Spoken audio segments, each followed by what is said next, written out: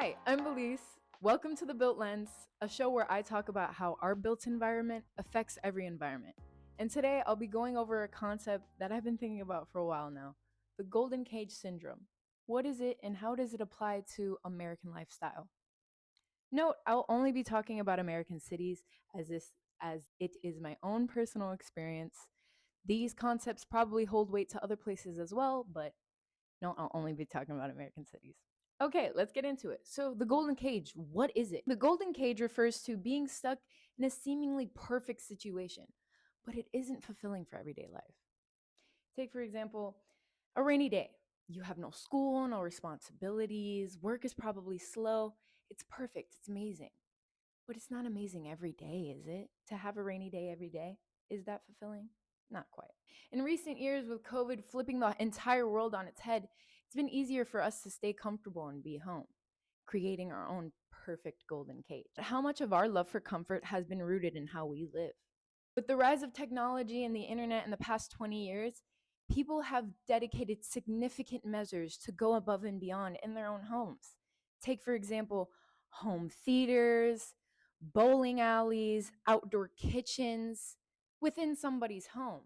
Not to mention corporate workplaces such as Google or YouTube, making a more socialized environment for their employees, i.e., slides in their meeting rooms and very cool, fun offices, creating the sense of socialized fun without ever leaving our comfort zone. Why is this? For many in America, most can't declare that they have a designated third place to themselves. Third place refers to the environment in which people spend outside of their first place, home, and second place, work. Without this designated third place, it's confusing to gauge a sense of belonging in a shared public space. Hence the phenomenon of when Americans go travel to Europe or abroad, they feel so much happier. They even lose a little weight when they come back. That's because of the abundance of third places outside of where we live. In places like Europe and Asia, there are shared third places that are designated for social groups. The abundance of these third places not only elicit physical activity, but also increases our happy hormones within our brains. It's literal nature for us to be outside. Hi, Editor Belize here. I'm just jumping in to say this is also the reason why a lot of people, after they go to college or university, especially if they live on campus, love and always reminisce on their times there. Babe, it's not because you liked college or you liked your university. It's because you were living in a walkable community with people around you and you constantly had things to do. You were constantly walking. You were constantly in third places that were shared, public, and local to where you were. Accessible space. I do not believe people when they tell me they miss college because I don't think anybody actually misses college, bro. I think what most people miss is experiencing a walkable community. Because if you live in America, college is probably the first and last time you will ever live in a walkable community. On a college campus, you can go work, gym, food, home, friend's house, dinner, home. And that's just a casual 2 hour stretch, right? Like a 6 to 8 p.m. on a Tuesday evening. But that's because college campuses are built for human engagement by humans, whereas the general world we live in is built for corporations and cars. The greatest trick corporations ever pulled off was finding a way to legally tax every single social interaction you will ever have, right? And I call it's like the silent tax, right? The gas drive park tax, right? Where basically anywhere you want to go or do is you have to drive there, use gas, and park at that venue, right? And it turns something that would have been like we were saying earlier, just a 2 hour social, social trip, wrap everything up and go right back home into a 12-hour experience that you're gonna have to set aside your entire weekend. In retrospect, this also has a lot to do with why younger generations, such as Gen Z, are much more anxious and complacent when it comes to social settings. Why don't you go and do anything? Why don't you meet people? It's not so hard. But in reality, it kind of is hard. Where are you going to go?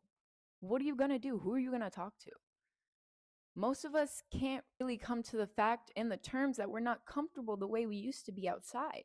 And a lot of us designate our third place as social media. The internet is our third place if you think about it. It's where we go and share our feelings, see our friends, connect with others, share our interests. This is a third place that we've been lacking in real life. Many third places also demand monetary spending, which excludes a significant population of people that physically and financially can't afford to go out. To go out to a third place, you most likely have to spend money. A mall, a concert, a get together, a restaurant. What about people who can't financially afford to go out? Don't they deserve fun too? Not to mention, disability advances haven't been the greatest in the couple of years when it comes to accessibility for other populations that aren't able bodied. Yes, ADA accessibility is a thing, but not everywhere. And can everybody have fun? Definitively, you can argue that nature is our own third place naturalistically, but many American cities don't even have access to nature itself. With the rise of urban design designing towards the car rather than the pedestrian, it's harder for us to even go outside, knowing that we probably have to drive to the nearest beach, drive to the nearest hike trail, or drive to the nearest forest. What good is that when you know that you're gonna have to use your car anyways? With the Disneyfication of most of our cities, it's virtually impossible to get out and actually experience life. Big parking lots, suburbia, huge malls, waste of land and space can't really get us to where we actually need to go. In the 1992 book, Variations of a Theme Park, written by Michael Sorkin, Sorkin describes how the new American city aims to end public spaces as a whole. To read an excerpt from Sorkin, today the profession of urban design is almost wholly preoccupied with reproduction, the creation of urbane disguises. What Sorkin means by this is we are predisposed to design around the dollar, to design around reproduction, whatever is going to change the city in the most economic way. Sorkin describes in the book that as time goes on, people are going to find the lack for a third place because their third place is their homes.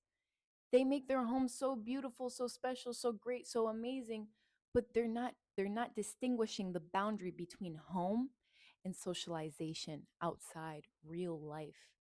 This is our golden cage. Metaphorically speaking, a golden cage is a place of which the animal or the bird, or for example us, creates a beautiful environment in said cage to make sure that when they spend as much time as they do in it, it's at least perfect and it's at least golden, stuck to be in our seemingly perfect golden cage.